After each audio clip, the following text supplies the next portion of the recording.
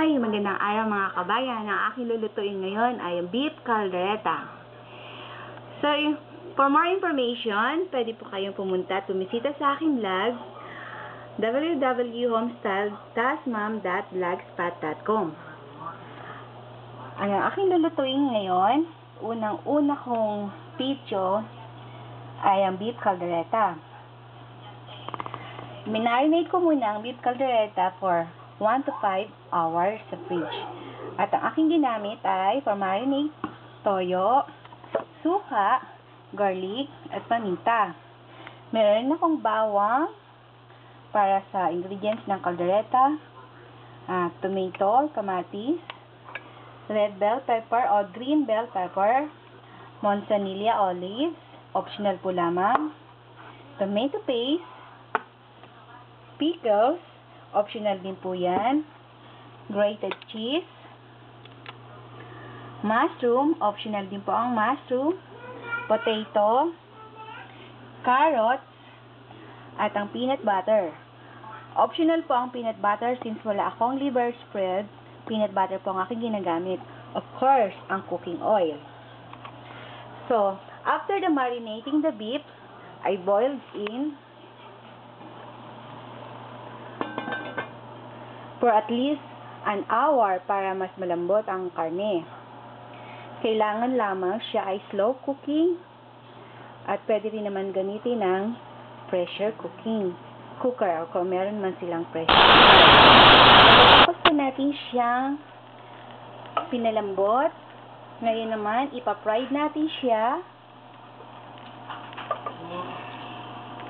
Ayan. Fried muna natin siya.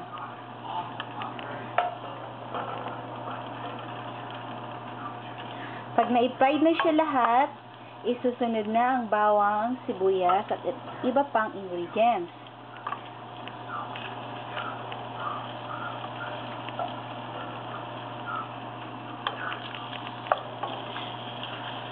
Yung pinagsabawan, ay huwag ninyong itatapon dahil yun ang gagamitin ninyong stock para sa sabaw ng caldereta.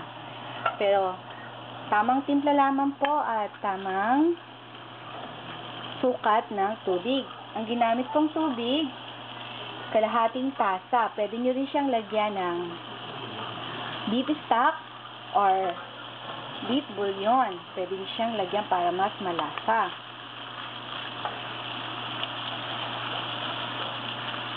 Kung maaari, huwag nyo na siyang dadagdagan pa ng tubig para yung lasa ng karne at yung pinaglagaan ay naroroon pa rin at hindi mawawala.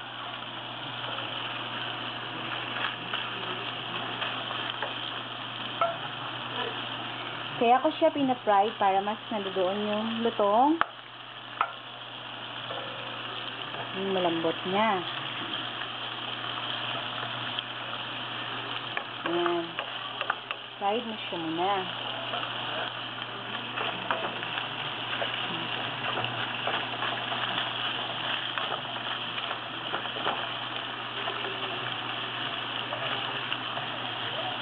Pagkatapos natin i-fry, isusunod natin, isa-set aside muna natin ang baka at uunahin natin ang garlic, ang bawang at ang mga ingredients. Sunod natin bawang, sibuyas,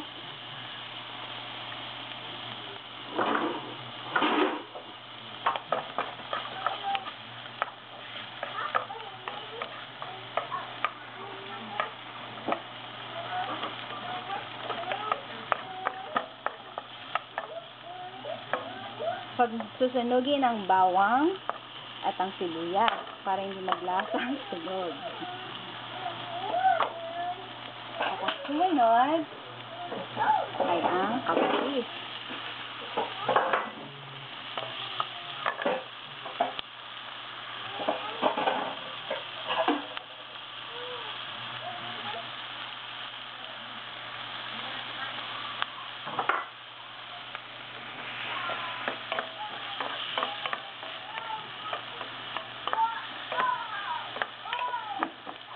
Kinuha ko po